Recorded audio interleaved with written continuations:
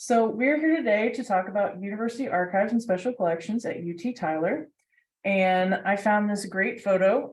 It's a marketing and communications photo from either the 80s or the 90s.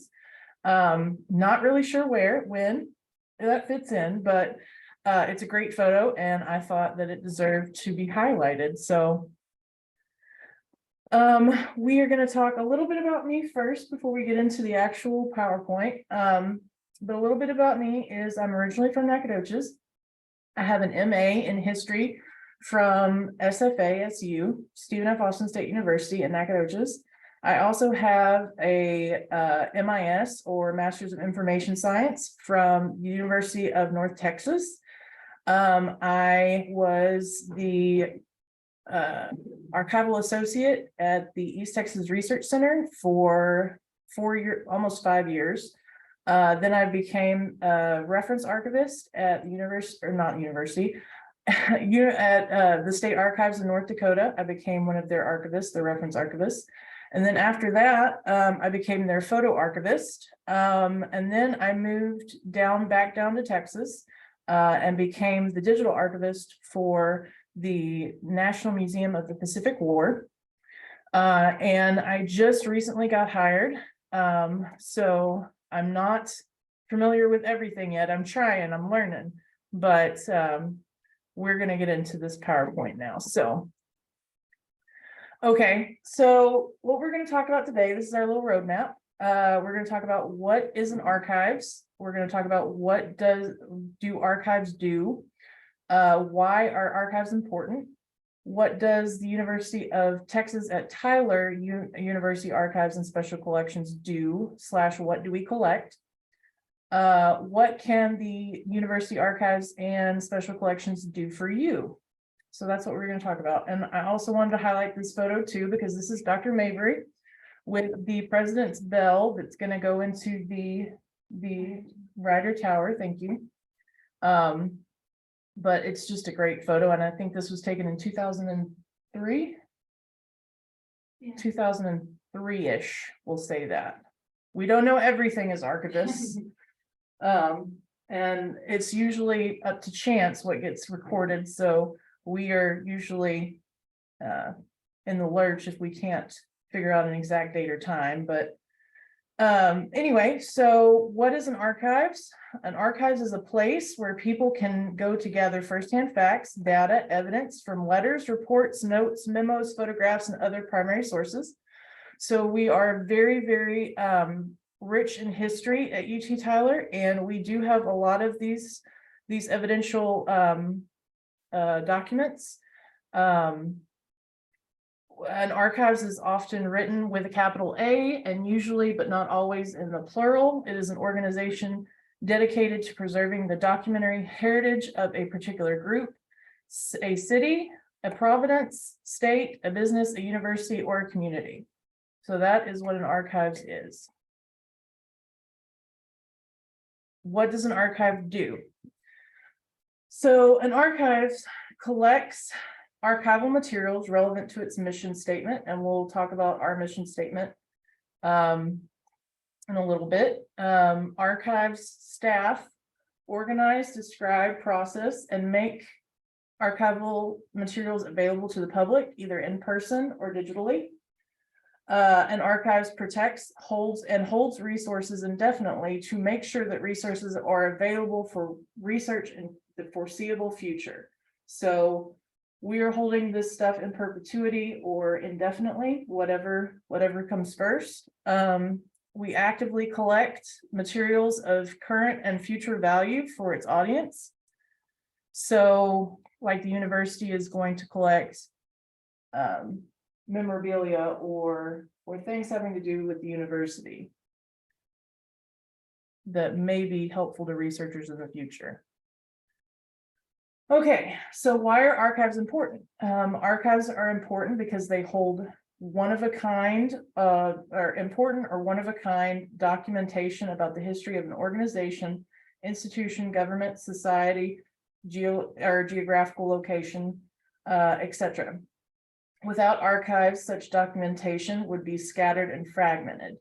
And you can see this in our archives too, because we have a little bit of a pause in collecting during the 1990s, you would think?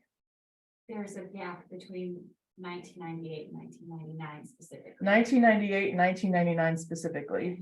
I've got the former head of archives over here.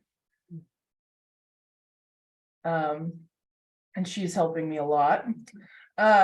So this is what the mission statement for our university archives and special collections. We are committed to documenting, preserving, documenting and preserving the teaching, research, community service, and administrative functions of the university. Documenting and preserving student life, activities of the university. Developing and maintaining documentation on local history, including Tyler and Smith County. Providing research assistance and accessibility to materials for students, faculty, staff, and outside patrons. And we want to ensure the longevity of records and collections in the university archives and special collections. And we also live to assist departments, faculty, and staff in managing their records with enduring value. So that is our mission. So mainly you can see that our main focus is the university. Although we do, excuse me, although we do collect for Tyler and Smith County. Okay, what we are collecting. So this breaks down what we are collecting. We're collecting permanent records of historical importance to the university. So catalogs, budgets, reports, any big important news that comes along, we need to record that. University memorabilia and ephemera. So programs for university sponsored events, posters for events, unofficial photographs, etc. Documenting current events such as the med school founding, new buildings, happenings going on around campus. We also collect for Tyler and Smith County special collection materials. So we've got administrative papers for Bill Radcliffe, who was a Texas senator, and then he became lieutenant governor. And this was in the 2000s. Can't remember the exact year, but 2000, I think. Anyway, his papers are down with us, and we also have personal papers like the Sarah McClendon papers, which she was oh goodness, the word is failing me. She was a reporter. Thank you. I was like, what's the other word? She was a reporter of national importance, and she was from Tyler, and she donated her papers to us. There's a lot of stuff about her in her biography on our website, actually. So if you're interested in that, I can send you a link. Anyway, so going on, what can the UASC do for you? So what we can do for you is reduce your office clutter if you transfer objects to us, or not objects or documents. You can also enhance the security of your records for the future. Create a one-stop shop for university history, which would be very, very beneficial when doing histories of the university or histories of departments, things like that. And also, I have to say it because I'm the records management, you would be in compliance with state administrative code. What else we can do? We can assist with digitization of historical materials. We can assist with finding research materials about the university and or the region. We ensure that faculty, student, campus events and happenings are documented. And we can promote the history of UT Tyler faculty, students, and administration. Okay, and that brings me to the end. Are there any questions?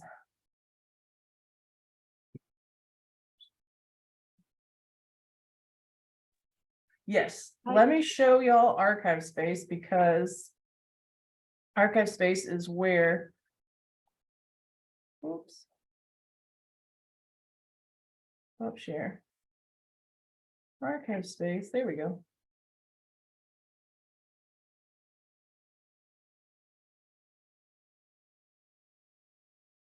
I don't know the thing off my hand, but here we go.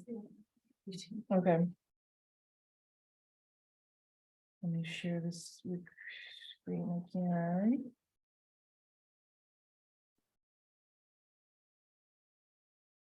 Okay, so this is our archive space interface. So basically you can just enter a search term. So I'm going to type university, just a very, very broad term.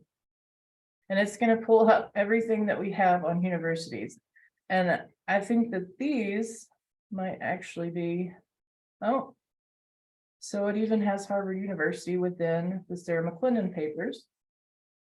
I thought that that was an authority, but okay, so you can scroll and then figure out what your search term is, what you want.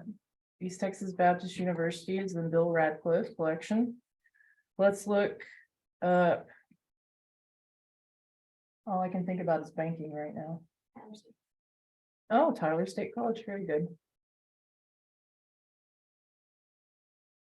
Okay, so, and this is going to bring up everything we have, and hopefully, oh, no. Sometimes, I don't think that there's, yeah. So Tyler State College groundbreaking. Let's see, more groundbreaking. This isn't a, you can tell that this isn't a frame, so this is probably a picture, I would think. Photos at Tyler State College. And so what you would do is you would take all this information that's on your screen. So especially the box and the folder and the collection title, which is going to be marketing and communications records. And you're going to come to us and we're going to pull that information for you, or those specific files or boxes that you want to look at. And then we're going to set them in front of you and you can go through them at your leisure and find the information that you need. Now, if you don't know what you need, you can always contact us and we can try and narrow your search results down and everything else. But this is where you would start. So let's look up something else. Smith County. So Smith County has several listings. Let's say we wanted the Smith County Medical Society. So we're going to go in here. Oh, so we see that this is just an agent, meaning that this is just a name of something in the system. So we're going to click on Distinguished Lecture Series and see what it has within it.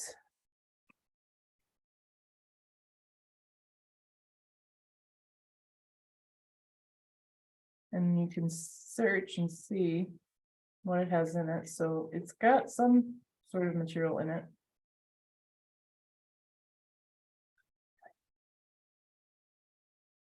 Photographs.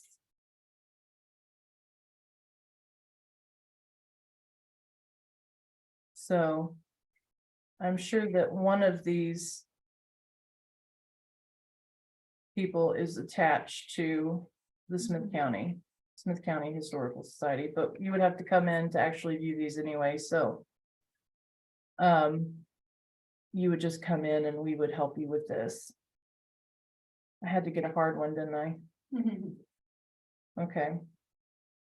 So say you just want to see what collections we have, you can go up there to collections and you can scroll through and you can search how you want the search to be, either by title, created, modified by. So we're just going to do title and ascending. So this is all of our records in alphabetical order, all of our collections. So you can just scroll through this and see what kind of collections we have. You can click on one of the collections and then see what kind of materials is actually in them. So lots of materials in the Vice President of Academic Affairs collection. So you can see how much right here in the instances. So that's just a little bit about how to use it. Okay.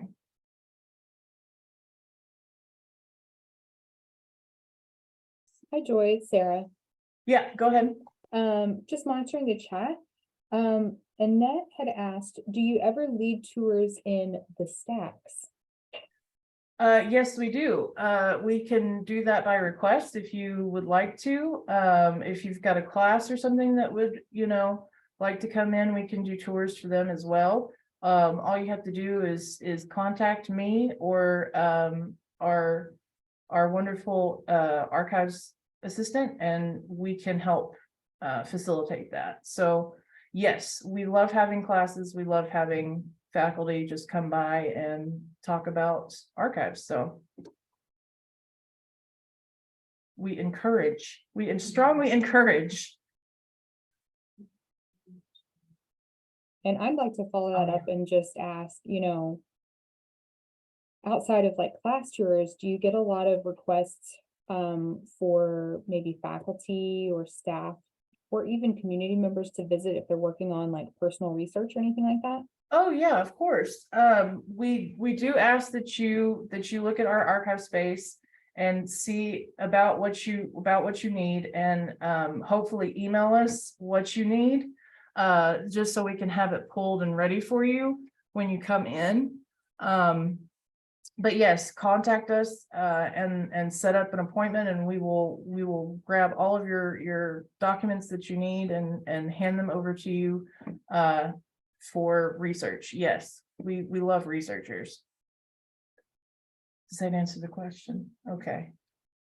Thank you. Okay, and we also have